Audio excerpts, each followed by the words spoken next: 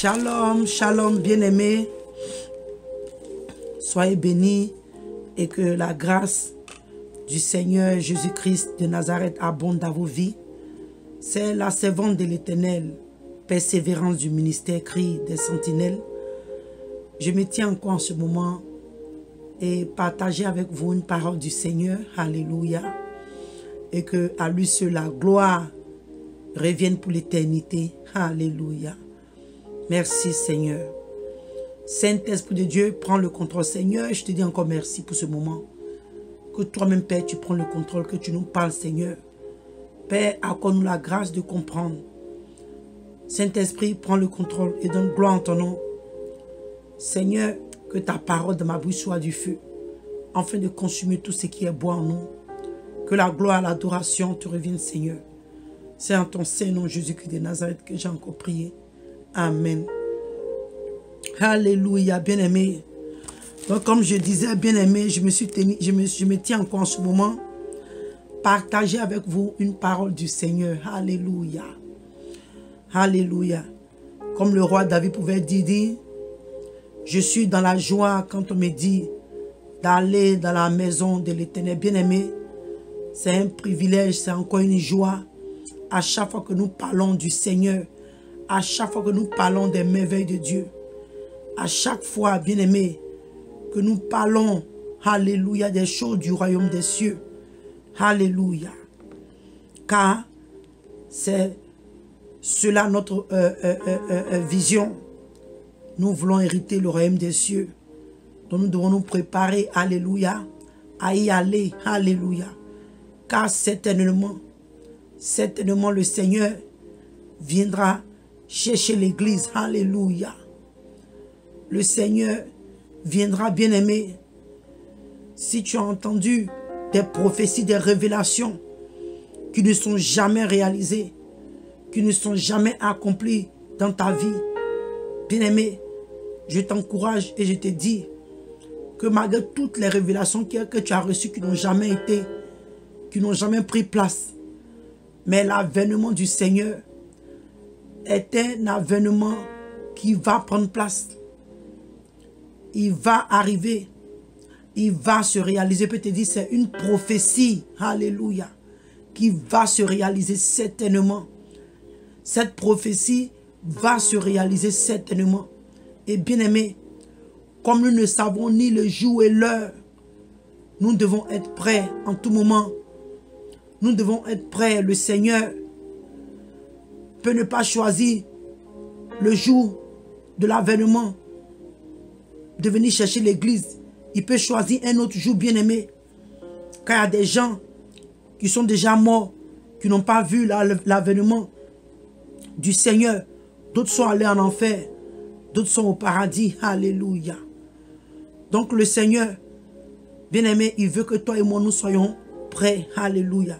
Et c'est ce que nous sommes en train de faire par la grâce de Dieu, de nous préparer. Alléluia. Et bien-aimé, cette parole que j'ai ce soir, je le tire dans le livre de 2 Pierre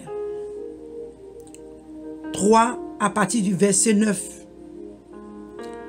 Il dit, le Seigneur ne tarde pas dans l'accomplissement de la promesse, comme quelques-uns le croient, mais il use de patience envers vous, ne voulant pas qu'aucun périsse, mais voulant que tous arrivent à la repentance. Alléluia. Bien-aimé, peut-être que depuis des années, tes parents ou tes arrière-grands-parents, à leur temps, les gens disaient, oh, le Seigneur arrive, et ils n'ont pas eu l'opportunité de voir l'avènement du Seigneur, et ils sont morts. Depuis autant, alléluia, des disciples, quand le Seigneur est venu, il a été crucifié, il est ressuscité et il est monté. C'est une promesse qu'il a faite à ses disciples. Et cette promesse, elle est aussi valable pour nous. Il a dit, je vais vous préparer là-haut une place. Quand je vais finir, je viendrai vous chercher. je viendrai vous prendre avec moi, afin que vous demeuriez là où moi je suis. Où je suis, vous allez être là avec moi. Il dit que ne nous laisse pas orphelins, mais il va venir nous chercher, bien-aimés. Et le Seigneur est en train de préparer une place, bien-aimée. Cette place que le Seigneur est en train de préparer, cette place est déjà prête. Car le Seigneur, il est déjà à la porte. Bien-aimé, la parole de Dieu nous dit, alléluia, que un jour est comme 1000 ans devant le Seigneur. Bien-aimé, et 1000 ans comme un jour devant le Seigneur. Toi et moi, ce que nous devons faire, c'est nous préparer. Car nous ne savons ni le jour, ni l'heure. Mais il nous a promis, même si depuis le temps des disciples, cette parole a été prononcée et elle n'a pas pris place, bien-aimé, certainement cette prophétie, elle va s'accomplir.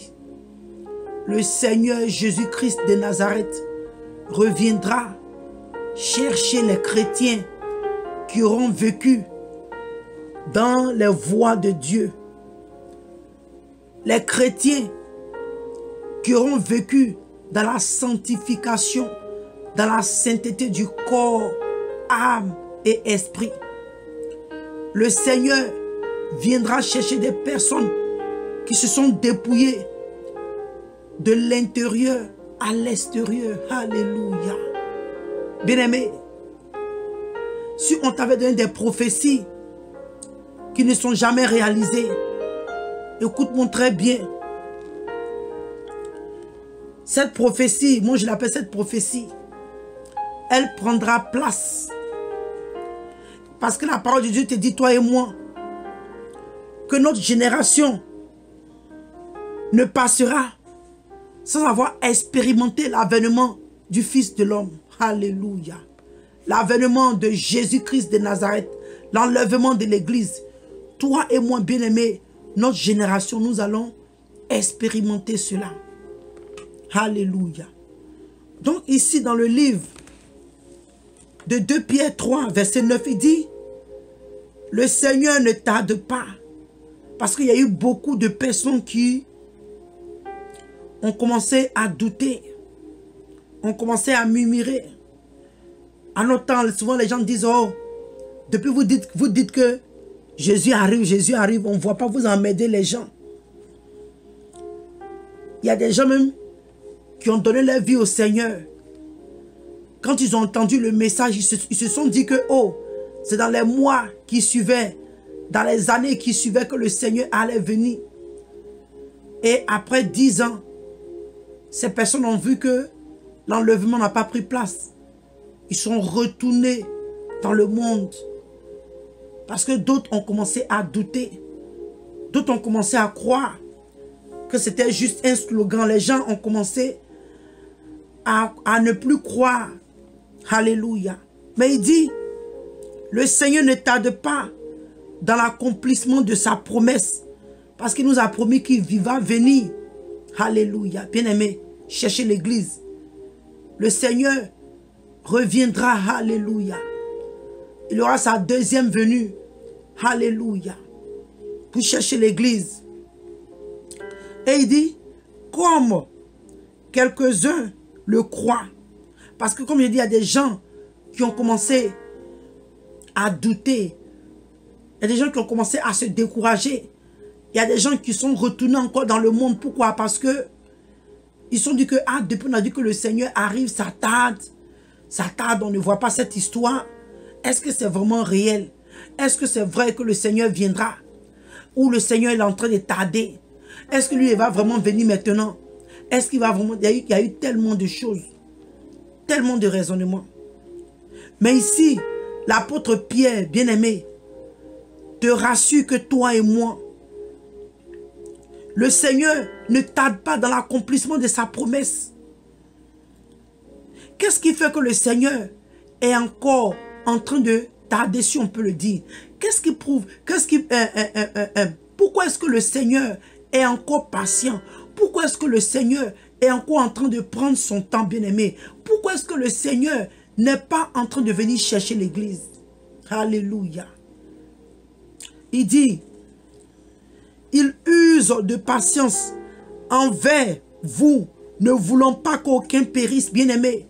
Donc si depuis longtemps, tu as entendu, tu as pensé que c'était après 5 ans ou après 2 ans que le Seigneur allait venir chercher l'église, parce que là, tu t'étais préparé, tu t'étais sanctifié, tu t'étais dépouillé, tu vivais la sanctification corps, âme et esprit. Tu étais prêt en ce temps, bien-aimé. Tu étais prêt en ce temps. Et quand ça a commencé à tarder, tu as commencé à être découragé. Parce que c'est ce que l'apôtre Pierre nous dit. Que beaucoup de personnes ont commencé à croire que le Seigneur est en train de tarder juste comme ça. Mais il dit qu'il use de patience afin que toi et moi, bien-aimés, nous arrivons à la repentance sincère. Parce que ces derniers temps, il y a beaucoup de repentance. Mais ces repentances ne sont pas sincères, bien-aimés. La repentance que l'Église est en train d'expérimenter, les chrétiens expérimentent ces derniers temps, ne sont pas des repentances véritables. Pourquoi? Parce que la parole véritable n'est pas prêchée. La parole qui va créer en nous la tristesse selon Dieu, qui va nous conduire à la repentance, à salut, qui va nous emmener à nous détourner du péché. Ces paroles-là ne sont pas réellement prêchées dans les assemblées. Alléluia. Donc le Seigneur est en train de patienter. C'est pourquoi à la fin de ces temps, alléluia, le Seigneur suscite des hommes et des femmes disposés à être servis, à être utilisés pour le service, à être utilisés entre les mains du Seigneur, pour être utilisés dans la vérité, dans la sanctification, dans la sainteté. Des hommes et des femmes, alléluia, pour être utilisés, alléluia, pour prêcher l'évangile pur, pour prêcher le message de la repentance. Parce que là où nous sommes bien-aimés, c'est le temps de prêcher les messages de la repentance. Car le Seigneur est réellement à la porte. Il est sur le point d'ouvrir la porte et venir prendre l'église. Mais la parole de nous dit que c'est encore la patience du Seigneur. Donc, bien-aimé, le Seigneur est en train de patienter pour que toi et moi, on ait le temps de travailler sur notre salut avec crainte et tremblement. Alléluia. Le Seigneur est en train de patienter pour que toi et moi, nos parents, la maison de nos pères, la maison de nos mères soient visités, afin que les âmes soient sauvées, afin que les membres de nos familles soient sauvés. Enfin que nos maris soient sauvés, enfin que nos femmes soient sauvées, enfin que nos enfants soient sauvés. Toi, peut-être que dans la famille, tu es le seul ou tu es la seule qui a réellement accepté le message de la repentance, le message du dépouillement, bien-aimé. Mais et ton frère, et ta soeur, et tes enfants, bien-aimés, et ton mari, et ta soeur, et la maison de ton père et de ta mère, est-ce que eux, ils ont réellement accepté le message comme toi, tu as réellement accepté le message de la repentance, le message du dépouillement? Donc le Seigneur t'apprend ce soir, c'est le moment pour toi de renforcer tes prières, tes jeûnes, d'intercéder pour ta famille, la maison de ton père et de ta mère, tes frères, tes soeurs, tes enfants, ton mari, ta femme. C'est le temps, alléluia, de nous réellement nous réveiller dans la prière et de nous préparer, bien-aimés, sur notre salut avec crainte et tremblement. Alléluia. Alléluia, bien-aimés. Car la parole de Dieu nous dit que le jour du Seigneur viendra comme un voleur. En ce jour-là, les cieux passeront avec fracas, les éléments embrassés se doucidront, et la terre avec les œuvres qu'elle renferme sera consumée. Et bien aimé, ce qui attire encore mon attention, je continue de lire. Il dit, puisque donc ces choses doivent se dissoudre,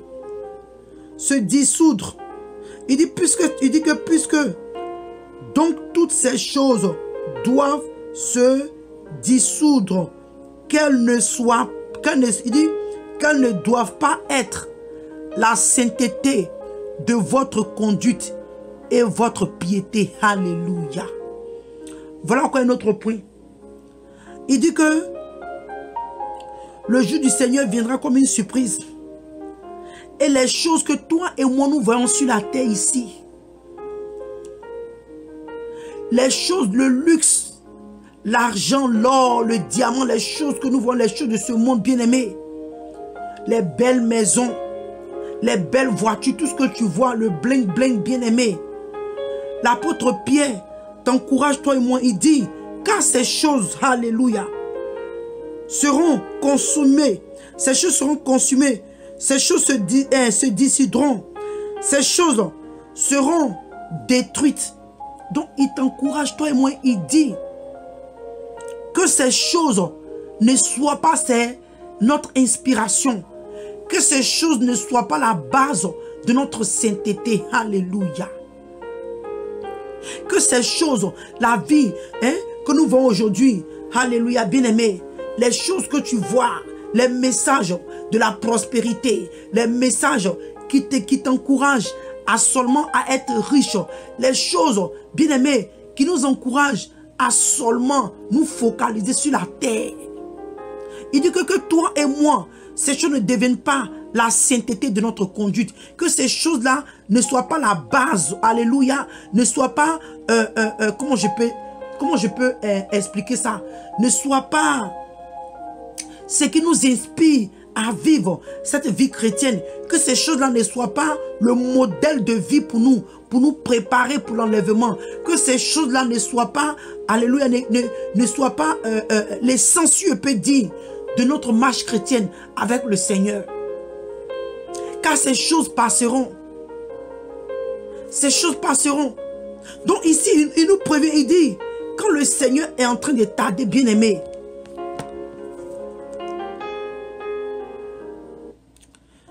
c'est pour que toi et moi, nous allions dans la repentance. Il dit, il ne veut pas que aucun d'entre nous périsse,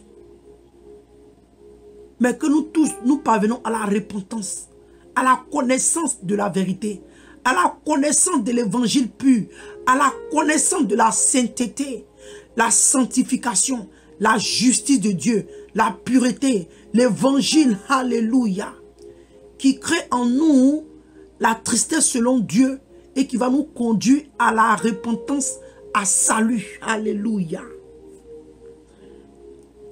Alléluia. Il veut que toi et moi, on entende, alléluia, les paroles, les messages véritables. Il veut que toi et moi, nous tombons sur des vrais hommes et des vraies femmes de Dieu qui servent le Seigneur dans la vérité, qui prêchent l'évangile pur, qui prêchent la parole pure, afin que nous soyons sauvés. Donc il te dit que en entendant que toi et moi bien-aimés, nous sommes en train de nous préparer, que notre foi ne soit pas basée sur le matériel, les choses de ce monde, les choses que le monde nous propose, la gloire de ce monde bien-aimé. En fait, il est en train de nous dire que il ne faudrait pas que la gloire de ce monde soit, alléluia, notre sainteté, de notre conduite et de notre piété. Il ne faudrait pas que notre vie soit basée sur ces choses. Notre foi, notre salut soit basé comme aujourd'hui. Alléluia, les gens ont basé, comment je peux dire, le royaume des cieux sur la prospérité. Aujourd'hui, on ne prêche plus la parole véritable. On ne prêche plus la parole véritable pour amener les âmes à se repentir. Mais c'est seulement ce que Dieu peut faire pour l'homme. Mais on ne dit pas à l'homme ce que l'homme doit faire pour Dieu. Qu'est-ce que Dieu entend de nous? Qu'est-ce que Dieu attend de nous? Qu'est-ce que, en tant que ses enfants, en tant que ses serviteurs et ses servantes, en tant que ses brebis, qu'est-ce que le Seigneur attend de nous? On ne nous dit pas. Mais tout ce qu'on nous propose, c'est que Dieu peut faire pour nous, ce que Dieu fait pour nous, les miracles. Donc aujourd'hui, beaucoup de chrétiens connaissent le Seigneur seulement en tant que le Dieu de miracles, mais on oublie. On ne nous dit pas que ce Dieu est un feu dévorant, alléluia. Et sa parole déclare que c'est une chose terrible, alléluia, de tomber entre les mains du Dieu vivant, de tomber d'entre les mains du Seigneur. C'est un Dieu terrible. C'est un Dieu de vengeance. Alléluia. Alléluia, bien-aimé. Donc, il est en train de t'encourager, toi et moi, bien-aimé. Il ne faudrait pas que les choses de ce monde soient la base de notre sainteté.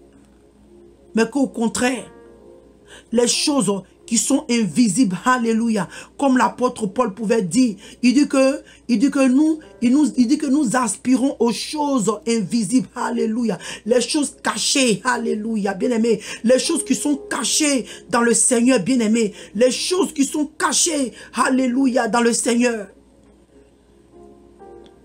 Mais pas les choses qui sont visibles à nos yeux, car ces choses passeront, bien-aimé. Tout ce que tu vois qui est bling bling, qui brille, bien-aimé, toutes ces choses passeront. Passeront. Toutes ces choses, il dit que, le verset 1 dit que puisque donc toutes ces choses doivent se dissoudre, c'est des choses qui doivent se dissoudre, ce sont des choses qui vont être détruites, bien-aimé. Alléluia. Alléluia. Verset 12, il dit tandis que vous attendez et hâtez l'enlèvement du jour de Dieu,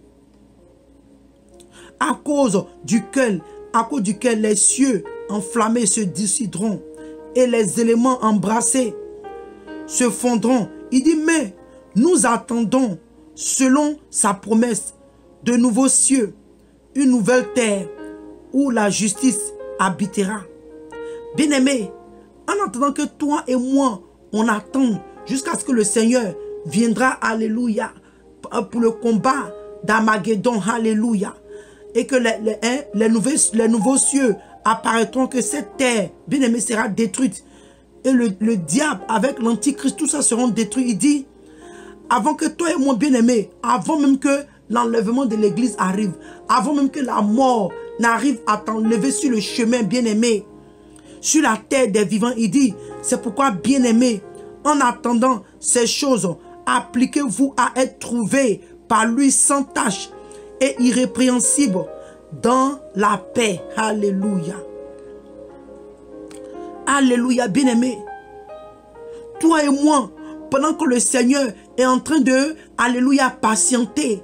Bien-aimé, le temps que nous sommes en train de patienter, le Seigneur est en train de patienter. Le Seigneur est en train de manifester sa patience envers toi et moi, bien-aimé. Le verset 14 du passage 2 Pierre 3, il dit, c'est pourquoi, bien-aimé, en attendant ces choses, bien-aimé, il dit, appliquons-nous, il dit, appliquez-vous à être trouvés par le Seigneur.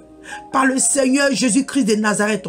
Quand le Seigneur Jésus viendra chercher l'église, quand la mort t'arrachera sur le chemin, quand la mort viendra avant même l'enlèvement de l'église, bien-aimé, quand le jour du Seigneur viendra à te surprendre, à me surprendre, le Seigneur nous te dit, toi et moi, à travers son serviteur, Pierre, il dit que toi et moi, que nous soyons trouvés sans tache, que le Seigneur Jésus-Christ de Nazareth nous trouve sans tache et irrépréhensible dans la paix.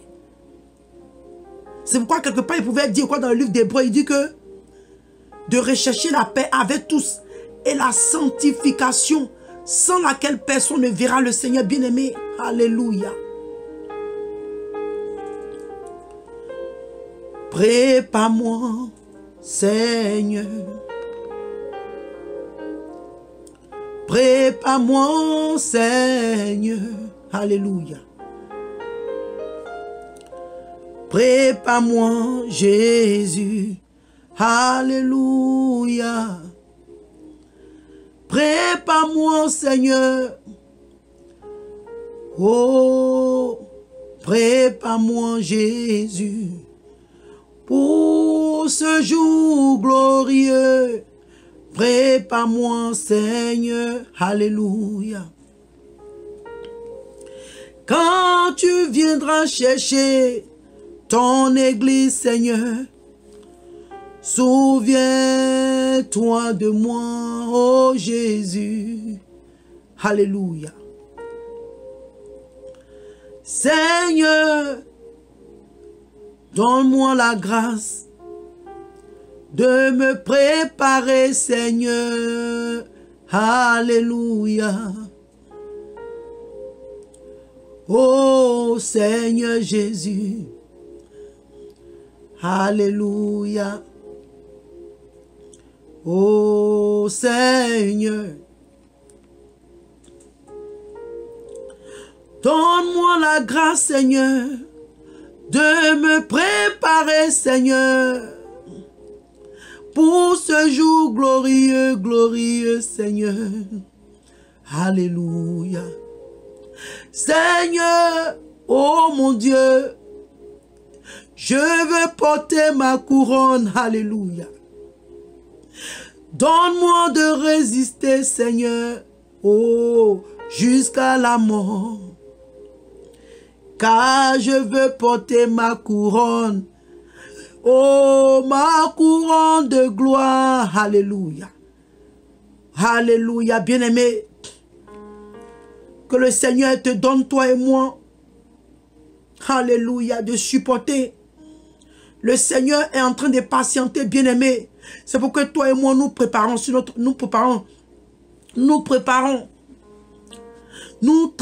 notre salut avec crainte et tremblement. Que nous lavions notre robe dans le sang de l'agneau, bien-aimé.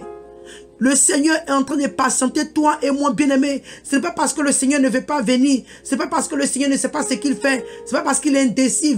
Mais c'est encore son amour, sa grâce, sa patience qu'il est en train de manifester pour toi et moi. Pour toi et moi, bien-aimé. Afin de nous préparer, afin d'être prêts. Afin d'être prêts, bien-aimé. Parce que quand le Seigneur vient à t'enlever sur le chemin, quand la mort vient, bien-aimé, tu n'es pas prête. Tu vas pour un voyage de non-retour. Oh Seigneur. Bien-aimé. Et l'enfer, c'est pour l'éternité. J'ai l'habitude de dire aux gens, je dis que quand tu vois un sac de riz de 50 kilos, bien-aimé, imagine-toi combien de grains de riz il y a dans ce sac de 50 kilos. Quand même tu finiras de compter ce 50 kilos, les grains qui sont dans le sac de 50 kilos, tu ne pourras pas déterminer l'éternité. Oh Jesus. Oh Seigneur, fais-nous grâce. Bien-aimé, je ne sais pas si tu as compris ce que je viens de t'expliquer. Je dis, l'éternité ne peut pas être comparée à un sac de riz de 50 kilos. Quels que soient les grains de riz que tu as, des millions, des milliards, je ne sais pas comment je vais dire, des grains de riz que tu auras dans le sac de 50 kilos, quand bien que tu finiras de compter ces grains de riz. Oh Seigneur. On ne peut pas comparer cela à l'éternité, soit au paradis, soit à l'enfer, bien-aimé. Imagine-toi au ciel, tu seras dans un temps, l'éternité, il ne fera pas nuit, ce sera la lumière, la gloire, bien-aimé. Même, oh bien-aimé, le temps même quand le Seigneur viendra, alléluia, avec la nouvelle Jérusalem, bien-aimé. Oh, ça sera glorieux. Tu régneras avec le Seigneur. Mais imagine, bien-aimé, l'éternité dans le feu. L'éternité dans le feu. L'éternité dans le feu.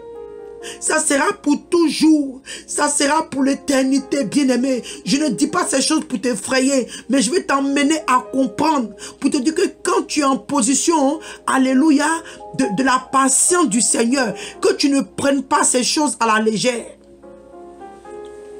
Que tu ne méprises pas la grâce de Dieu. Que tu ne méprises pas la grâce, la patience du Seigneur dans ta vie.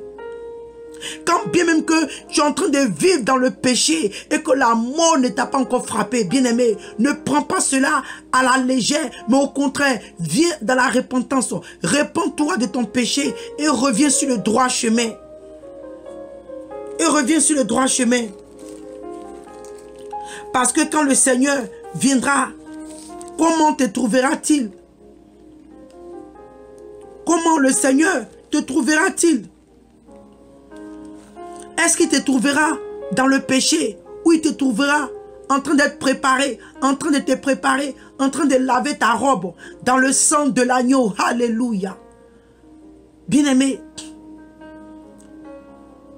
préparons-nous, continuons à laver nos robes, continuons à laver et blanchir nos robes dans le sang de Jésus-Christ de Nazareth, dans le sang de l'agneau bien-aimé. Continuons à persévérer, continuons à demander au Seigneur de nous aider par sa grâce. Il dit ce n'est pas par la force, ni par ta puissance, mais il dit c'est par mon esprit bien-aimé, c'est par le Saint-Esprit que toi et moi bien-aimé, nous pouvons surmonter, alléluia, les épreuves. C'est par le Saint-Esprit bien-aimé que toi et moi bien-aimé, nous allons arriver à surmonter. Il dit, garde la foi, garde la foi, sois patient, sois fidèle jusqu'à la fin. Et je te donnerai la couronne de vie, bien-aimé. Alléluia. Mais si toi et moi, il est arrivé que nous sommes comme l'économe infidèle. Alléluia. Ici, on va voir à partir du verset. D'abord à partir du verset 42 de Luc. Luc 12. À partir du verset 42. Il dit, et le Seigneur dit, quel est donc l'économe fidèle et prudent que le maître établira sur ses gens pour leur donner la nourriture au temps convenable, bien-aimé. Je pourrais même dire que ça encore c'est un autre message. Mais je prends ce passage-là pour te faire comprendre quelque chose. Il dit, heureux ce serviteur que son maître à son arrivée trouvera, alléluia, trouvera ainsi. Pardon, il dit trouvera, faisant ainsi.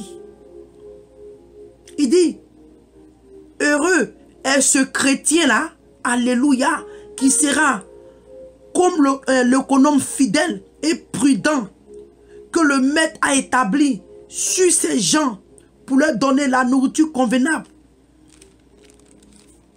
Bien-aimé, toi, il dit heureux ce serviteur, toi qui es en train de te préparer, qui est en train de traverser ton salut avec crainte et tremblement, le ministère dont le Seigneur t'a donné, tu es en train de vraiment faire l'œuvre de Dieu, tu es en train de marcher.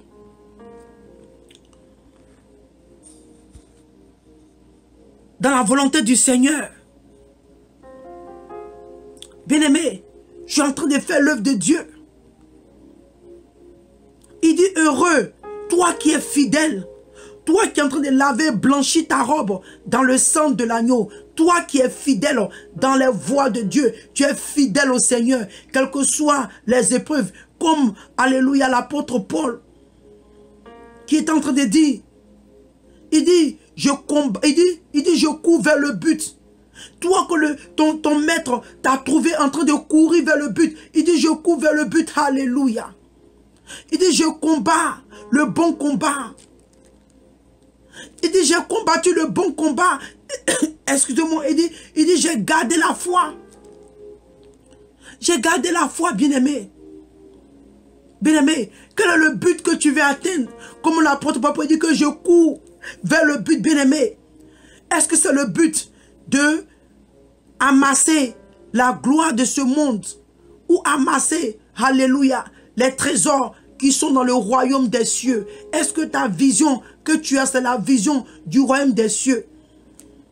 C'est pas parce que le Seigneur est en train de manifester sa patience et que maintenant tu vas aller faire autre chose. Non. Restons focalisés. Et il dit, je vous le dis en vérité, il établira sur tous ses biens. Mais ce serviteur dit en lui-même, mon maître tarde à venir. S'il se met à battre les serviteurs et les servantes, à manger et boire et s'enivrer.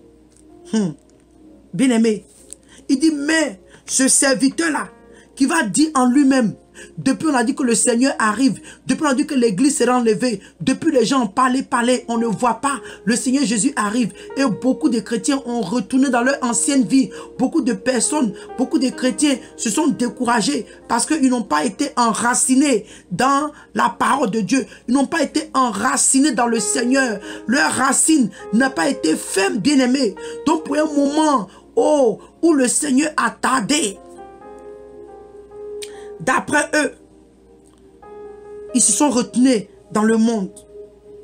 Donc il dit, mais si ce serviteur dit en lui-même, mon maître tarde à venir, il se met à battre, il se met à vivre comme il veut, il commence à vivre dans la débauche, dans la désobéissance, il rétrograde, il commence à vivre plus pire que sa vie passée.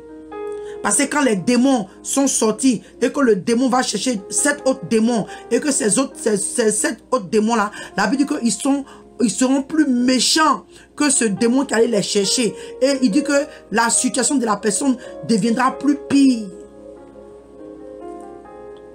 Donc la personne commence à boire, commence à fumer, la portion de la vie d'autrefois, il commence à faire pire.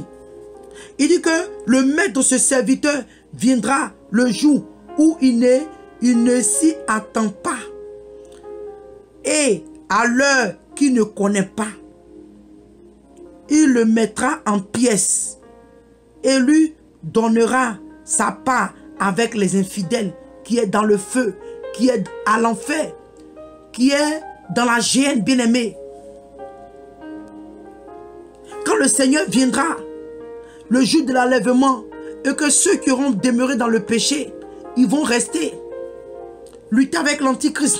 Celui-là qui va mourir dans le péché, quand il va pour croiser le Seigneur, où son âme ira, ça sera à l'enfer.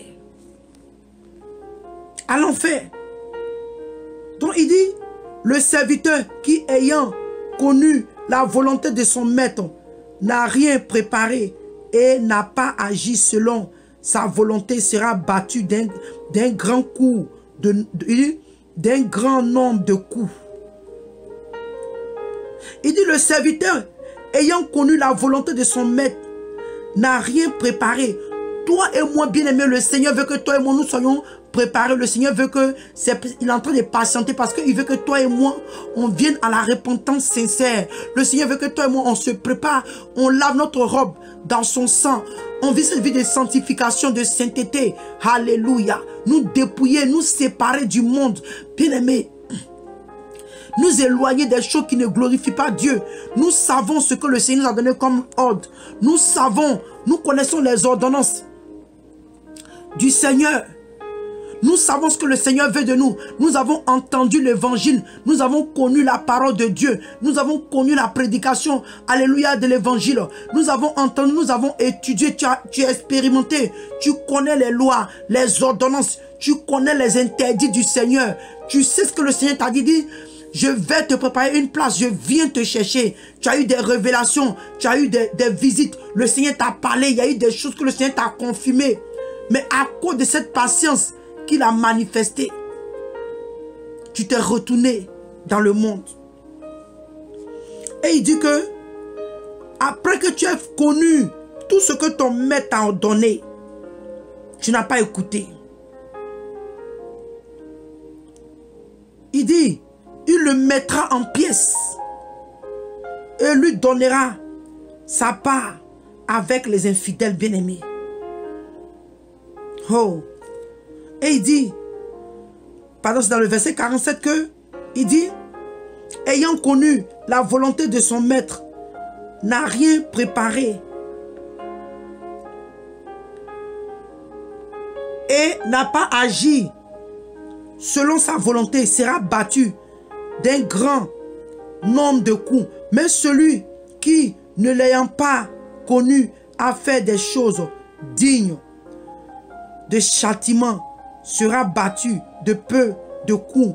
On demandera beaucoup à qui l'on a beaucoup donné. Il dit beaucoup donné et on exigera davantage à celui à qui l'on a beaucoup confié. Bien-aimé, Le Seigneur t'a beaucoup confié. Le Seigneur, il est en train de patienter. Ce n'est pas le moment pour toi et moi de nous décourager. Ce n'est pas le moment pour toi et moi de regarder en arrière. Bien-aimé, celui qui met la main à la charrue et qui regarde en arrière n'est pas digne du Seigneur. Ce n'est pas le moment de toi et moi de regarder en arrière. Mais au contraire, de fixer nos regards sur la croix, de fixer notre regard sur le Seigneur, de patienter, de travailler sur notre salut avec crainte et tremblement, de persévérer, d'endurer, bien-aimé, de nous encourager les uns et les autres, alléluia, de nous exercer, de nous efforcer. Alléluia. Donc c'était la parole, alléluia, que j'ai eu à cœur de partager avec toi mon frère, avec toi ma soeur, pour te dire que restons fermes, soyons encouragés, soyons forts, soyons forts, bien-aimés, car le Seigneur Jésus réellement viendra chercher l'église. Préparons-nous, que le Seigneur nous trouve irrépréhensible, que le Seigneur nous trouve sans tache, ni ride, bien-aimé. Et tu ne peux pas le faire par toi-même, mais en allant, alléluia, vers ton Père, en allant au Seigneur Jésus-Christ de Nazareth, car il a dit, ce n'est pas par la force ni par la puissance, mais c'est par son Saint-Esprit. Va dans la présence de Dieu et demande au Seigneur de t'aider dans cette marche. Il va te donner la grâce. Alléluia.